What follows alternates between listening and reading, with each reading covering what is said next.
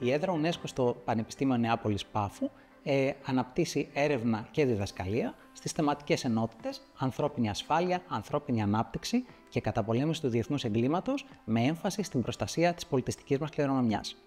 Η έδρα προωθεί την έρευνα και τη διδασκαλία, αλλά και το διάλογο μεταξύ των τοπικών κοινωνιών και της επιστημονικής κοινότητας στις παραπάνω θεματικές.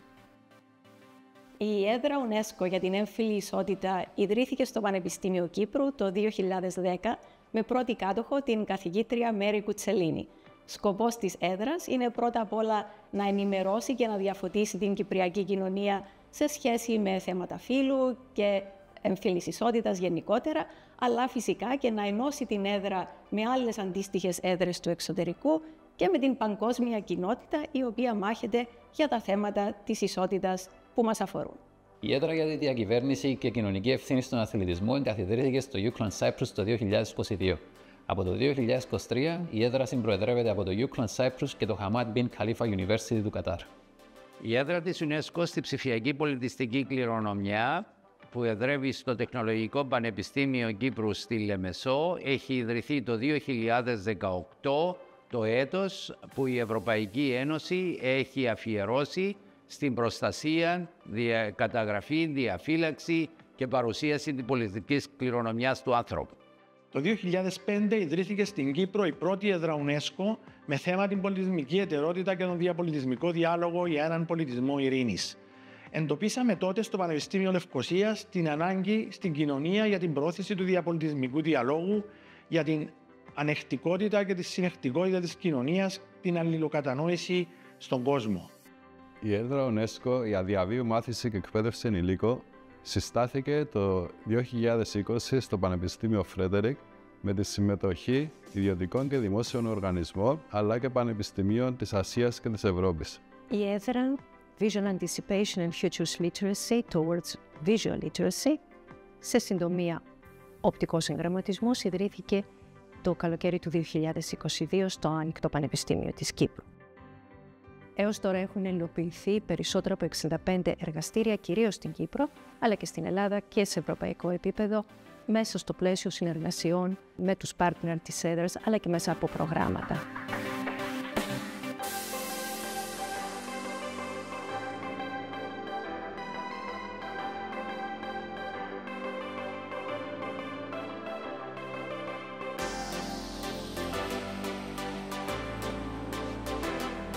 Ζούμε σε εποχές που η πολιτιστική μας κληρονομιά απειλείται. Διεθνή δίκτυα οργανωμένου εγκλήματος επωφελούνται από το παράνομο εμπόριο πολιτιστικών αγαθών για να αποκτήσουν τεράστια κέρδη, με τα οποία συνεχίζουν να χρηματοδοτούν τις επικίνδυνες δραστηριότητές τους. Χρέος όλων μας είναι να συμβάλλουμε στο να προστατεύσουμε την πολιτιστική κληρονομιά και τη σύνδεση των τοπικών κοινωνιών με το παρελθόν τους. Φιλοδοξία της έδρας μας είναι να συνεισφέρει σε αυτό το σκοπό με την πολύτιμη συνδρομή της UNESCO και των δικτύων UniTwin. Τα τελευταία χρόνια μεγάλες προκλήσεις όπως οι γεωπολιτικές αναταραχές, οι πολεμικές συγκρούσεις, η ανεφελέχου οικονομική ανάπτυξη, η παγκοσμιοποίηση, η διαβίας μετακίνηση πληθυσμών φέρνουν την πολιτιστική μας κληρονομιά κάτω από μεγάλη πίεση φθοράς και καταστροφής. Πολλοί σήμερα ισχυρίζονται ότι η ισότητα των φύλων έχει επιτευχθεί. Αυτό είναι παντελώς λανθασμένο, για τον απλούστατο λόγο ότι σήμερα η ανισότητα υπάρχει με λανθάνονταν τρόπο. Και το βλέπουμε ιδιαίτερα στο διαμοιρασμό της εξουσίας και σε θέσεις όπου με ίσα προσόντα μεταξύ των υποψηφίων προτιμώνται κατά κανόναν άντρες. Σε μια εποχή με πρωτοφανείς κοινωνικούς, οικονομικούς και τεχνολογικούς μετασχηματισμούς, οι άνθρωποι χρειάζεται να αποκτήσουν καινούριες δεξιότητες και γνώσεις.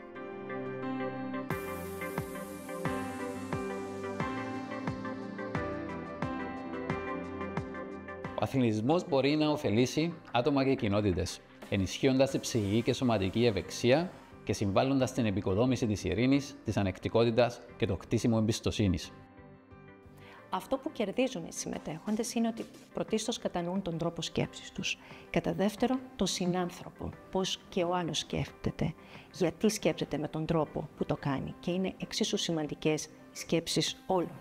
Κατά τρίτον, ότι η πραγματικότητα δεν έχει μία ερμηνεία. Ο καθένας μας ερμηνεύει ανάλογα με τα βιώματά του. Και κατά τέταρτον, ότι μπορούμε να επιλέξουμε. Και αυτό είναι πάρα πολύ σημαντικό. Μπορούμε να επιλέξουμε την πραγματικότητα που θα μας εξυπηρετήσει καλύτερα στο να δημιουργήσουμε μια βιώσιμη κοινωνία.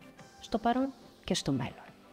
Για να μπορέσουμε να υλοποιήσουμε αυτούς τους στόχους μας, έχουμε καταφέρει να συγκροτήσουμε μια διεπιστημονική ομάδα σε τοπικό, περιφερειακό και διεθνές επίπεδο, ούτως ώστε να είμαστε σήμερα παντελώς οικονομικά ανεξάρτητοι και να μπορούμε να εργαζόμαστε στον τομέα της εκπαίδευσης, της έρευνας, της καινοτομίας και της ανάπτυξης. Η ΕΔΡΑ προσφέρει ένα ολοκληρωμένο σύστημα εκπαίδευσης προσβάσιμο στην πλειονότητα του πληθυσμού και αυξάνει την ευαισθητοποίηση των εμπλεκόμενων φορέων στις συνεργαζόμενες χώρες.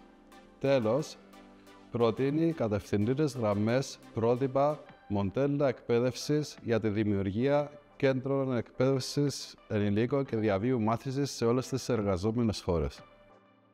Από την ίδρυσή της το 2005, η έδρα UNESCO του Πανεπιστημίου Λευκωσίας έχει να επιδείξει ένα πλούσιο έργο, τηρώντας πιστά τους τομείς που έχει αναλάβει σαν αντικείμενο της έδρας, την πολιτισμική εταιρότητα, το διαπολιτισμικό διάλογο, την ειρήνη και τον πολιτισμό. Η έδρα UNESCO, από την εγκαθίδρυση της εδώ και μία 15ετία περίπου, έχει συμβάλει σημαντικά στην αλλαγή των στάσεων απέναντι στα δύο φύλλα.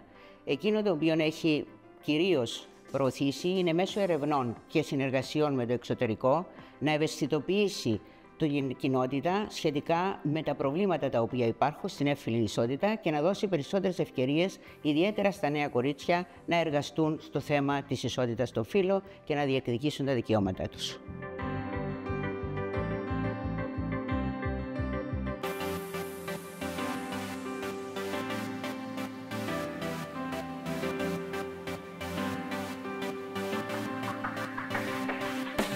Όσον αφορά την Κύπρο, οι δραστηριότητες της έδρας έχουν άμεσο αντίκτυπο σε εξωσχολικό και ενδοσχολικό αθλητισμό.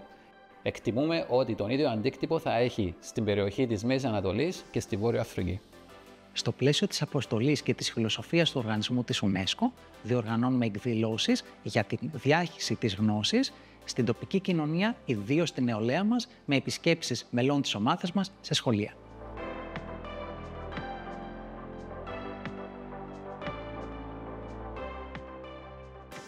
Όραμά μας είναι να δημιουργηθεί ένα μέλλον όπου ο πολιτισμικός πλουραλισμός θα κυριαρχεί, ο διαπολιτισμικός διάλογος θα είναι ο κανόνας και οι κοινότητες σε όλο τον κόσμο θα προωθούν τον πολιτισμό ειρήνης για μια πιο συνεκτική και ανεκτική κοινωνία. Πολύ σύντομα τα αγάλματα, τα μνημεία, οι αρχαιολογικοί χώροι θα αρχίσουν να μιλάνε, θα αρχίσουν να μας λένε τους πόνους τους, τα βάσανα τους, από τι έχουν περάσει, τι έχουν μάθει, ούτως ώστε εμείς σαν άνθρωποι να μπορέσουμε να κάνουμε κάτι καλύτερο στο μέλλον. Έχω κατά ακρίβεια μια παράδοξη ευχή.